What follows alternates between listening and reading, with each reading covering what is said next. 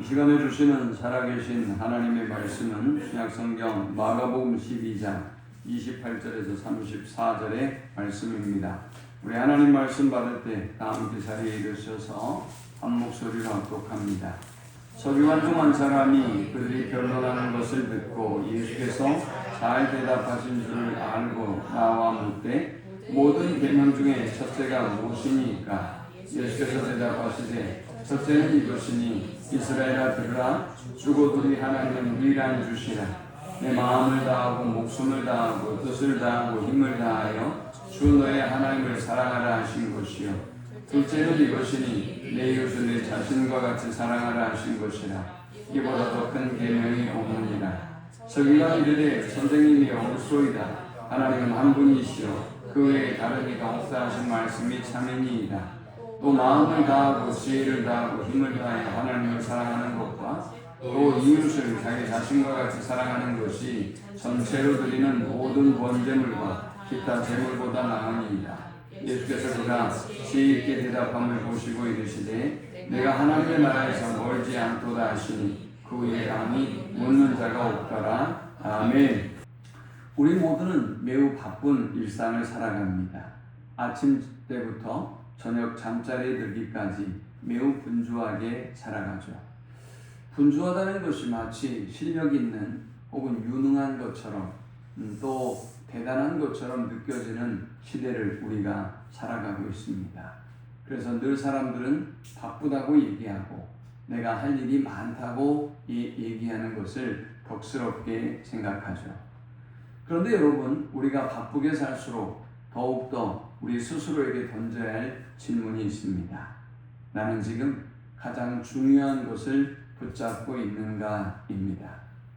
나는 가장 중요한 본질을 붙잡고 살아가고 있는가라는 질문이 여러분이 열심히 달려가는 그 길보다 훨씬 중요한 일이라는 것을 우리는 잊지 말아야 합니다.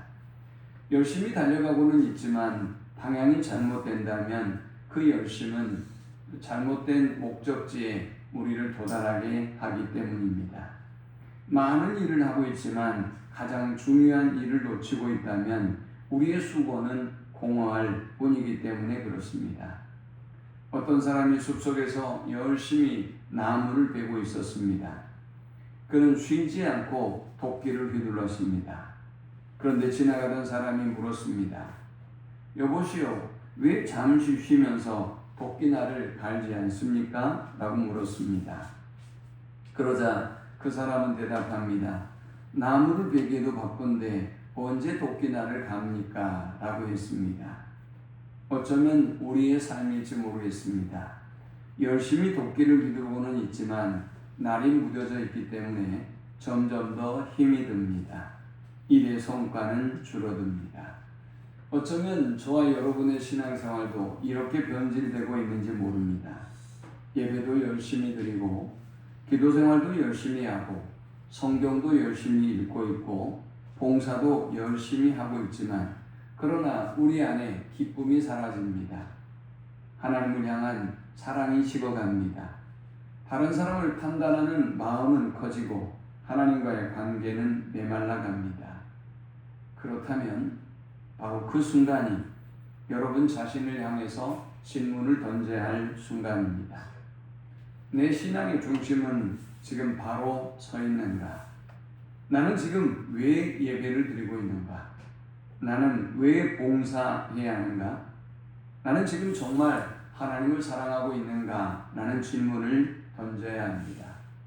이 질문에서 답을 얻고 이 질문에서 하나님과의 관계를 바르게 하신다면 여러분의 신앙생활은 다시 활력이 넘치고 기쁨이 넘치고 은혜가 넘치는 삶을 살 수 있겠지만 이 질문에서 답을 얻지 못하고 여전히 여러분들이 습관적으로 노예적으로 그렇게 봉사하고 예배하고 있다면 여러분의 신앙생활은 여러분의 모든 삶을 더욱더 피폐하게 만들 것입니다.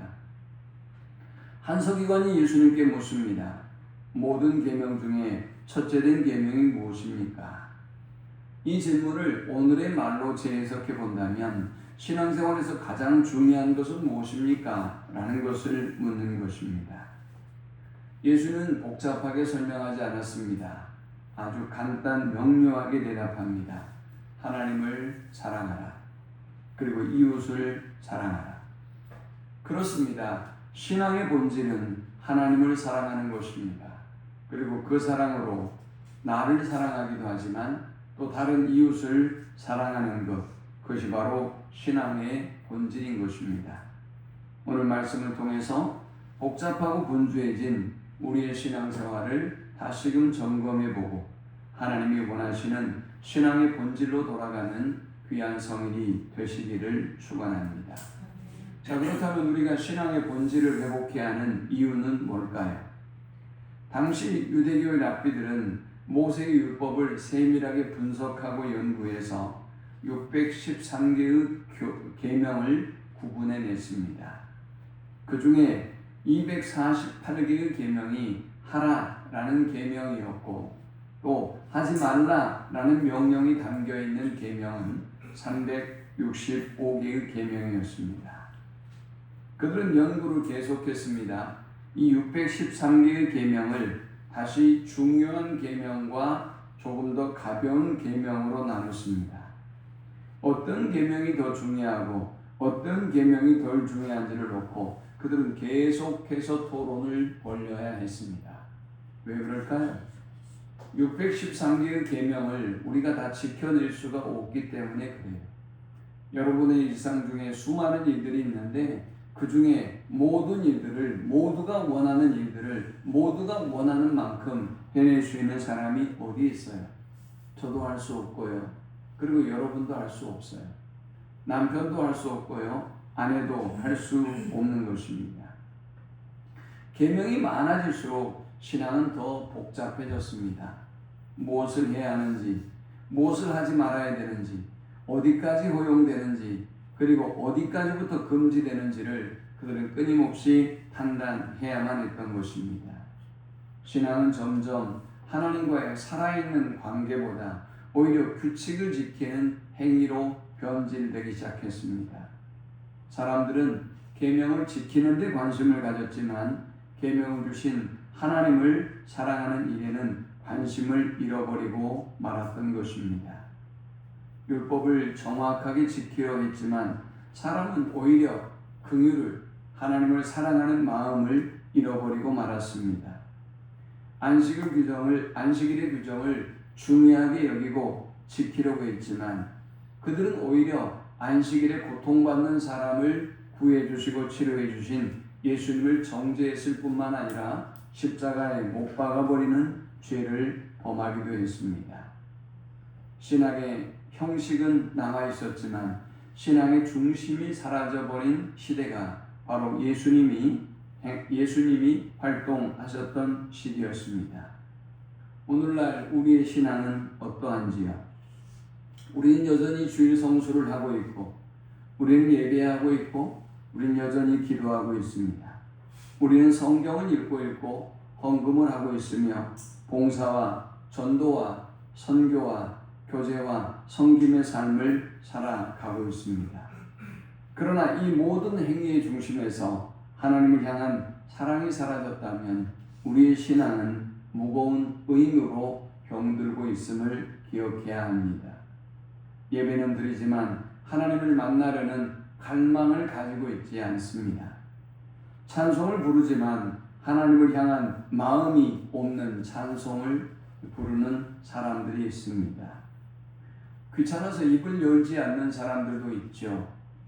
기도는 하지만 하나님의 뜻보다 내 욕심만 구하고 있습니다.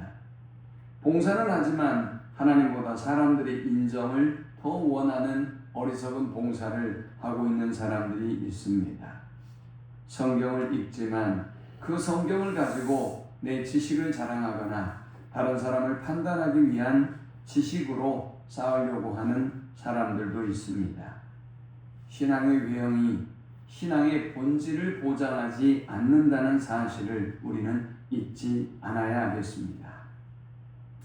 본질을 잃어버리면 수단이 목적이 되어버립니다. 예배의 목적은 하나님을 만나는 것입니다.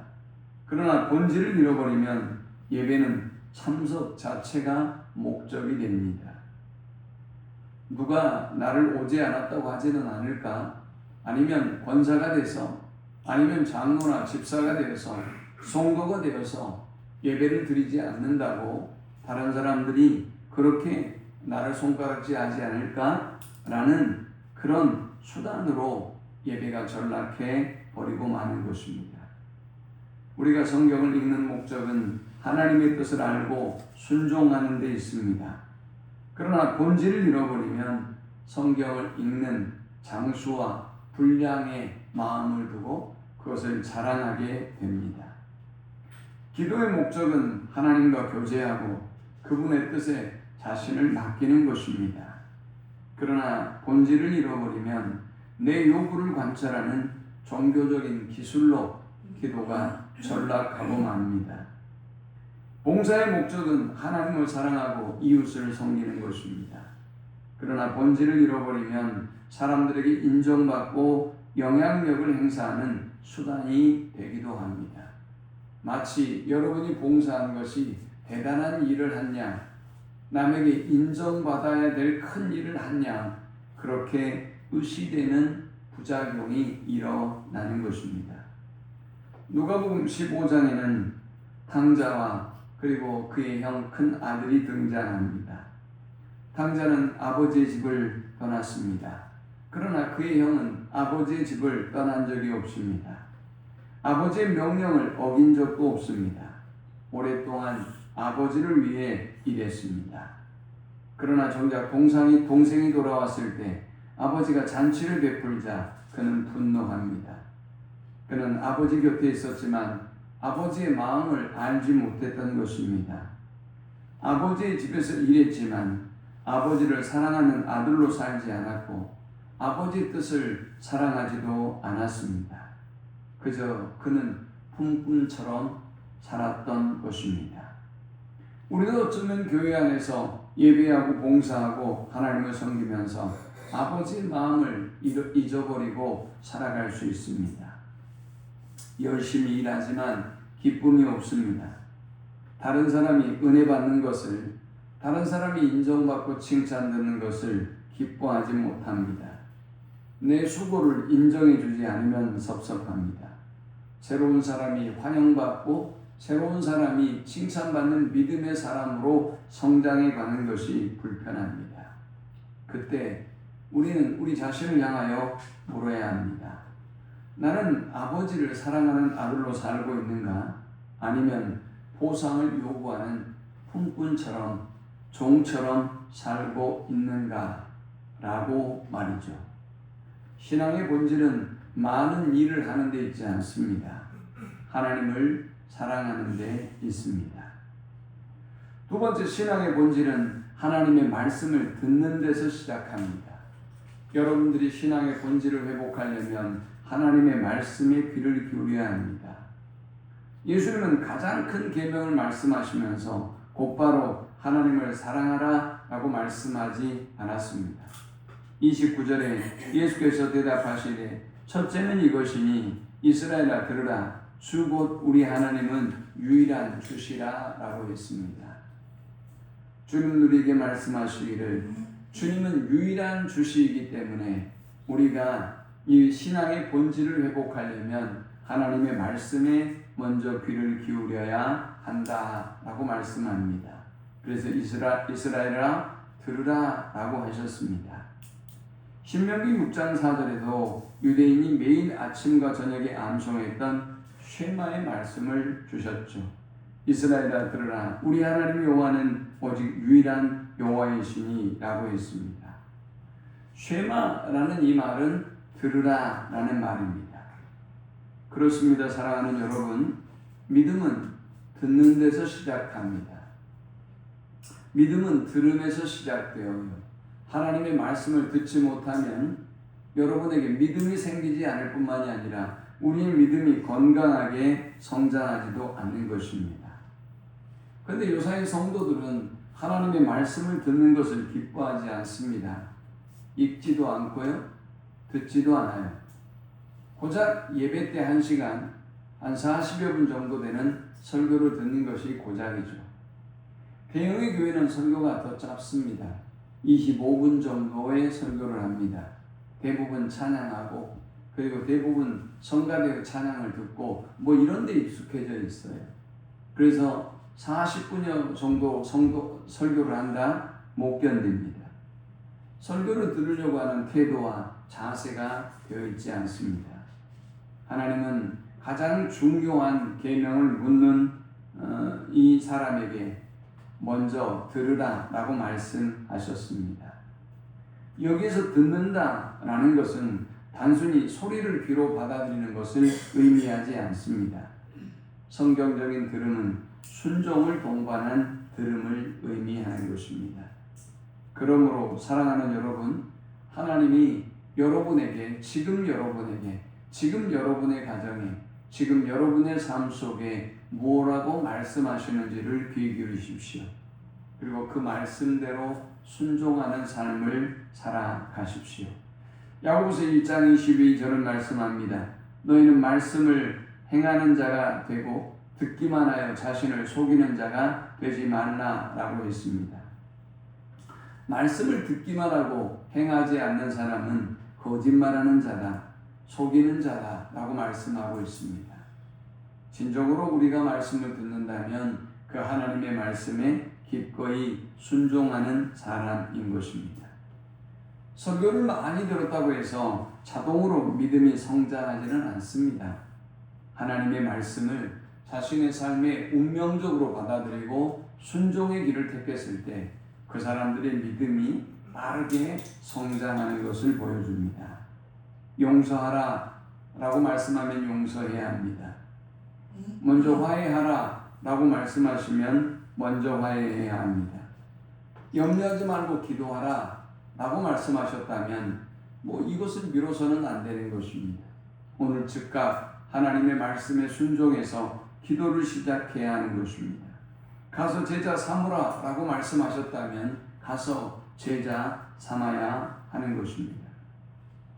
세상은 우리에게 더 많이 가져야 한다, 더 높이 올라가야 된다, 다른 사람들보다 앞서가야 한다, 너의 감정이 중요하다, 네가 원하는 대로 너의 자유대로 지금 당장 해 라고 속삭입니다.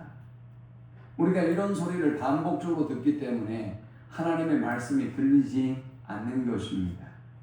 하나님의 말씀에 귀를 기울이지 않는 것이죠. 그러므로 사랑하는 여러분, 오늘 여러분이 하나님과의 관계가 멀어지셨다고 한다면 오늘 하나님은 나에게 어떤 분인가를 질문하십시오. 그저 이 자리에 와서 앉아있지 마세요. 하나님은 오늘 나에게 어떤 말씀을 하시는가에 질문을 던지십시오.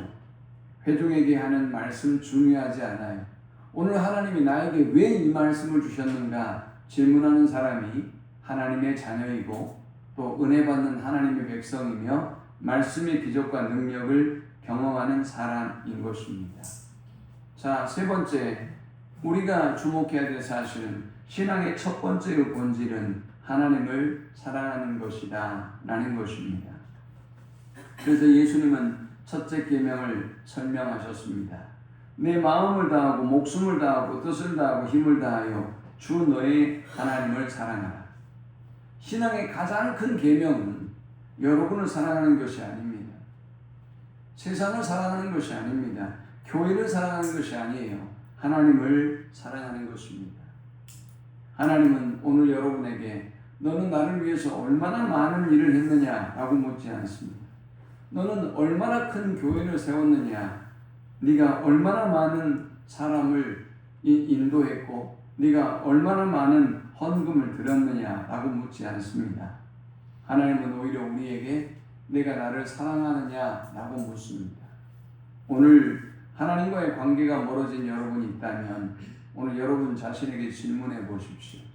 누구 때문에 무엇 때문에가 아니라 여러분이 정말 하나님을 사랑하는 예배자인지 하나님을 사랑하는 성도인지 여러분 자신을 향하여 질문해 보십시오. 부활하신 주님이 갈릴리 호수에서 베드로를 만났습니다. 베드로는 예수님을 3번이나 부인했죠. 그에게는 실패의 기억과 죄책감과 정죄감이 가득했습니다. 그런데 놀랍게도 주님은 그에게 아무것도 묻지 않았습니다. 왜 나를 부인했느냐? 너는 왜 그렇게 큰 소리를 치고 교만하고 호언장담이 있느냐? 이런 말씀을 한마디도 하지 않으셨어요. 앞으로 네가 어떻게 살아갈 거냐? 라는 것도 묻지 않았습니다. 오히려 요한의 아들 시몬아, 내가 나를 사랑하느냐? 라고 물었습니다. 그렇습니다. 사랑하는 여러분, 회복의 시작은 하나님을 향한 사랑에서 시작되는 것입니다. 여러분이 시험에서 벗어나서 기쁨이 넘치는, 은혜가 넘치는 신앙생활을 하고 있다면 하나님을 사랑하는 일에서 여러분이 시작된다는 사실을 잊지 않아야 합니다. 사명의 출발도, 능력의 출발도 하나님을 사랑하는 사랑에서 비롯되는 것입니다. 그러므로 오늘 여러분의 신앙생활에 있어서 영적으로 피폐해지고 여러분이 하나님과 멀어진 상태에 있다면 하나님을 향한 사랑을 회복하는 아침이 될 수 있기를 축원합니다. 성경의 욥은 하루아침에 재산과 자녀와 건강, 그 모든 것을 잃었습니다. 모든 것이 무너졌어요. 그러나 욥은 이렇게 고백합니다. 주신 이도 여호와시오, 거두신 이도 여호와이시오니 여호와 이름이 찬송을 받을지니이다. 욥의 믿음은 하나님이 그에게 주신 선물보다 하나님을 더 사랑하는 믿음이었어요. 여러분은 하나님에게 관심을 갖고 살고 계십니까? 아니면 하나님이 여러분에게 주신 선물에 관심을 갖고 있습니까? 하박국 선지자도 고백했습니다. 비록 무화과 나무가 무성하지 못하며 포도나무에 열매가 없으며 감람나무에 소출이 없으며 밭에 먹을 것이 없으며 우리의 양이 없으며 외양간에 소가 없을지라도 나는 여호와로 말미암아 즐거워하며 했습니다. 아무것도 없는데 어떻게 기뻐할 수 있습니까? 하나님이 계시기 때문입니다. 참된 믿음은 하나님께서 무엇을 주시기 때문에 믿는 것이 아니라, 사랑하는 것이 아니라 하나님 그 자신을 사랑합니다. 하나님 덕분에 내게 이렇게 큰 은혜와 복이 임하고 있다는 사실을 알고 있기 때문에 그는 선물보다, 은사보다 하나님을 사랑하는 것입니다. 자, 그렇다면 우리가 하나님을 어떻게 사랑해야 될까요? 전인격적으로 사랑해야 합니다. 마음을 다하고 목숨을 다하고 뜻을 다하고 힘을 다하여 그랬습니다. 본문은 인간의 인간을 네 부분으로 구분하고 있어요. 마음, 목숨, 뜻, 힘, 이렇게 네 부분으로 정확하게 표현하고 있습니다. 그런데 이 말씀은 인간의 모습을, 인간을 네 개로 구분하고자 하는 그런 의도가 아닙니다. 그러면 도대체 무엇을 이야기하려고 한 것일까요? 우리의 전 존재를 다해서 하나님을 사랑해야 한다라는 것입니다. 마음을 다하여 라는 이 말은 감정만을 의미하지는 않습니다. 우리의 생각, 의지, 우리의 욕망, 이 모든 것들을 다해서 전 인격적으로 우리가 중심으로 하나님을 사랑해야 한다라는 말씀입니다. 힘을 다하여 사랑하라고 했습니다. 힘을 다하여 사랑하는 것은 우리의 능력, 우리의 재능, 우리의 시간, 우리의 물질을 하나님께 온전히 드리는 것입니다. 하나님을 사랑하는 것은 반드시 대가가 따른다는 사실을 알아야 합니다. 여러분, 사람들은요, 사람을 사랑하면 반드시 대가를 지불해요. 식사를 대접하든 차를 대접하든 선물을 사주든 그 무엇을 하든 여러분이 꼭 그 어떤 행위를 하죠. 그런데 많은 사람들이 하나님을 사랑한다라고 말하면서 대가를 지불하지 않아요. 예배하지도 않고 찬양하지도 않고 봉사하지도 않고 헌금을 드리지도 않고 그리고 사명을 위하여 살지도 않아요. 그게 무슨 사랑입니까? 그건 거짓이죠. 사랑은 반드시 대가를 지불합니다.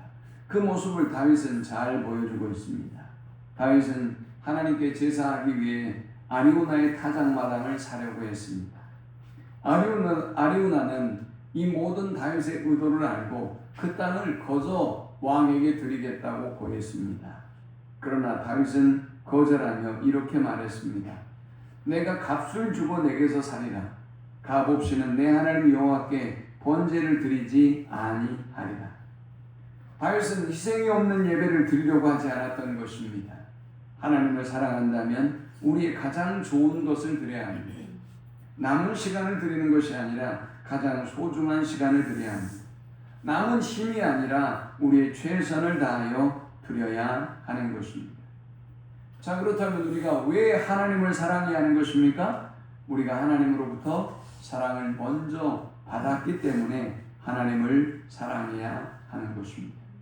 요한일서 4장 19절은 말씀합니다. 우리가 사랑하면 그가 먼저 우리를 사랑하셨습니다 했습니다. 우리의 사랑이 먼저가 아니에요.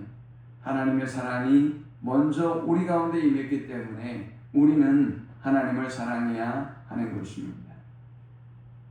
신앙의 두 번째 본질은 이웃을 사랑하는 것입니다. 예수님은 첫째 계명만 말씀하지 않으셨습니다. 둘째 계명도 말씀하셨어요.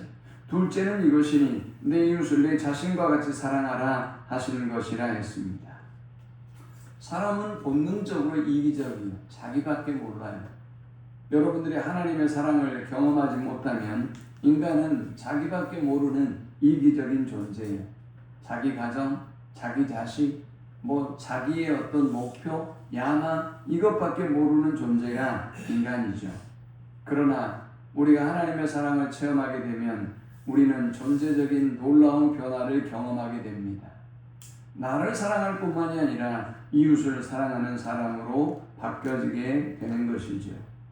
요한일서 4장 20절에 보면 누구든지 하나님을 사랑하노라 하고 그 형제를 미워하면 이는 거짓말하는 자니 보는 바 그 형제를 사랑하지 아니하는 자는 보지 못하는 바 하나님을 사랑할 수 없느니라 라고 했습니다. 하나님의 사랑은 반드시 이웃 사랑으로 흘러갑니다. 그래서 십자가의 모양도 마찬가지죠. 십자가는 수직적인 하나님의 인간을 향한 사랑과 그리고 수평적인 인간과 인간을 향한 사랑으로 그렇게 이루어진 것이 십자가입니다. 그러므로 우리가 하나님을 사랑한다면 당연히 이웃을, 연약한 사람을 사랑하게 되는 것입니다. 한 율법 교사가 예수님께 물었습니다. 누가 나의 이웃입니까? 라고 물었습니다. 여러분, 이 질문이 무슨 질문일까요? 이웃을 사랑하라는 주님의 말씀에 이웃의 경계를 지으려고 하는 것입니다. 어디까지 사랑해야 됩니까? 내가 누구까지 사랑해야 됩니까? 내가 누구까지 책임져야 합니까? 라고 물었습니다. 이에 예수님은 선한 사마리아인의 비유를 말씀하셨습니다. 강도를 만나서 사람이 쓰러져 있었습니다. 제사장과 레위인은 그를 보고도 지나갔습니다. 종교적인 직분은 있지만 사람을 잃어버린 것입니다. 그러나 유대인들이 멸시하던 사마리아 사람은 쓰러진 사람을 보고 불쌍히 여겼습니다. 상처를 치료하고 자기 짐승에 태워서 주막으로 데려갑니다. 비용을 지불했습니다. 앞으로 부대의 비용이 들어도 지불하겠다고 약속합니다. 예수님은 누가 강도 만난 사람의 이웃이냐라고 물었습니다. 이웃은 내가 사랑하기로 선택한 사람입니다. 나와 가까운 사람만 이웃이 아니라 내가 사랑하는 사람, 또 내가 사랑해야 될 사람이 바로 이웃인 것입니다. 주님은 그 이웃을 우리에게 사랑하라고 말씀하시면서 내 자신과 같이 이웃을 사랑하라 라고 말씀하셨습니다. 참 어려운 말씀이죠. 그런데 우리가 이 말씀을 묵상하고 생각해 보면 정말 이제 이웃 사랑이 가능할 것 같습니다. 나를 내가 아끼고 사랑하듯, 내가 나를 관리하고 내가 너를 소중하게 여기듯, 다른 사람의 수고, 다른 사람의 고통, 다른 사람의 아픔을 생각한다면 우리가 이타적인 사랑을 실천에 옮기지 아니할 수가 없는 것이죠. 사랑은 모든 제사보다 중요합니다. 그래서 오늘 본문의 33절에 또 마음을 다하고 지혜를 다하고 힘을 다하여 하나님을 사랑하시는 것과 같이 또 이웃을 자기 자신과 같이 사랑하는 것이 전체로 드리는 모든 번제물과 기타 제물보다 나으니이다 했습니다. 서기관이 진리를 깨달은 것입니다. 그리고 그가 말했습니다. 사랑이 모든 제사보다 더 중요하지요? 라고 말했습니다. 여러분 그렇습니다. 사랑이 없는 신앙생활은 아무것도 아닙니다. 하나님 사랑이 없이 오늘 이 자리에 앉아있는 것이 예배가 아니잖아요. 하나님 사랑하는 마음이 없이 여러분이 헌금을 드리는 것, 그건 하나님을 기만하는 행위예요. 오히려 하나님의 진노의 제물이 될 거예요. 하나님의 은혜에 감사하는 마음이 없이 여러분이 할 수 없이 의무적인 봉사와 헌신을 하고 있다면 그 또한 하나님이 기뻐할 일이 아니죠. 사랑이 없는 신앙이 이렇게 무서운 결과를 가져오는 것입니다. 사랑이 없는 우리의 예배가 하나님의 마음을 오히려 더 아프게 한다는 사실을 우리가 기억해야 하겠습니다. 자, 그런 그에게 주님이 뭐라고 말씀하셨어요? 예수께서 그가 지혜 있게 대답함을 보시고 이르시되 내가 하나님의 나라에서 멀지 않도다 하시니 그 후에 감히 묻는 자가 없도다 했습니다. 이 말씀은 칭찬처럼 들립니다. 하지만 매우 엄중한 말씀이라는 사실을 우리는 놓치지 않아야 합니다. 멀지 않다. 이 말은 들어갔다는 말이 아닙니다. 아직 들어가지 못했다라는 말이죠. 하나님 나라에는 가까이 왔지만 그 안에 들어가지 못할 수도 있다라는 말씀입니다. 서기관은 정답을 알고 있었습니다. 하나님은 한 분이시고 하나님과 이웃을 사랑하는 것이 모든 제사보다 중요하다는 사실을 그는 이해하고 있었습니다. 그러나 정답을 아는 것과 예수를 믿는 것은 다른 것이죠. 여러분, 이 엄중한 주님의 경고에 여러분이 두려워 떠셔야 합니다. 여러분이 하나님을 알고 말씀을 아는 것과 여러분이 천국에 들어가는 것은 다른 것입니다. 하나님 나라에 관하여 잘 안다고 하나님의 백성인 것은 아닙니다. 예수님에 관해서 잘 안다고 여러분들이 하나님의 백성인 것도 아닙니다. 이제 말씀을 맺습니다. 자, 그렇다면 우리가 이 신앙의 본질을 회복하려면 어떻게 해야 될까요? 먼저 첫 번째, 십자가 앞에 다시 서야 합니다. 사랑은 노력으로만 만들어지지 않습니다. 하나님께서 나를 얼마나 사랑하셨는지를 깊이 깨달을 때 비로소 우리는 사랑할 수 있습니다. 그래서 우리는 십자가를 바라보아야 합니다. 그래서 우리는 십자가 앞에 서야 합니다. 예수께서 나를 위하여 당하신 고난을 깊이 묵상해야 합니다. 나를 위하여 가시관을 쓰시고 채찍에 맞으시며 못 박힌 손과 발을 바라보고 그리고 하나님께서 나를 이처럼 사랑하셨다라는 그 기억이 감격이 되살아날 때 우리의 굳었던 마음이 살아나게 될 것이고 회복되게 될 것이고 예배는 의무에서 기쁨으로 바뀌게 될 것입니다. 감사가 회복될 것입니다. 다른 사람을 용서할 힘이 생겨날 것입니다. 다른 사람에게 복음 전해야 될 그 사명이 불이 듯 일어나게 될 것입니다. 둘째, 말씀을 다시 들어야 합니다. 여러분의 생각으로 가득 차 있는 것이 아니라 다시 하나님의 말씀에 겸손하게 귀 기울일 때 우리는 다시 신앙의 본질이 우리 안에 회복됨을 경험하게 됩니다. 주님, 오늘 제가 주님이 어떤 말씀을 하든 기꺼이 순종하겠습니다 라고 들을 때 신앙의 본질이 살아나는 것입니다. 세 번째, 사랑을 구체적으로 실천해야 합니다. 사랑은 내가 해야겠다는 생각만으로 이루어지는 것이 아닙니다. 어떤 일도 일어나지 않습니다. 사랑할 사람을 정하고 그리고 위로할 사람을 전하고 복음을 전할 사람을 정하고 그에게 다가갈 때 우리는 우리 안에서 놀라운 사랑의 회복의 역사를 구체적으로 경험하게 될 것입니다. 마지막 네 번째, 사랑을 방해하는 것을 내려놓아야 합니다.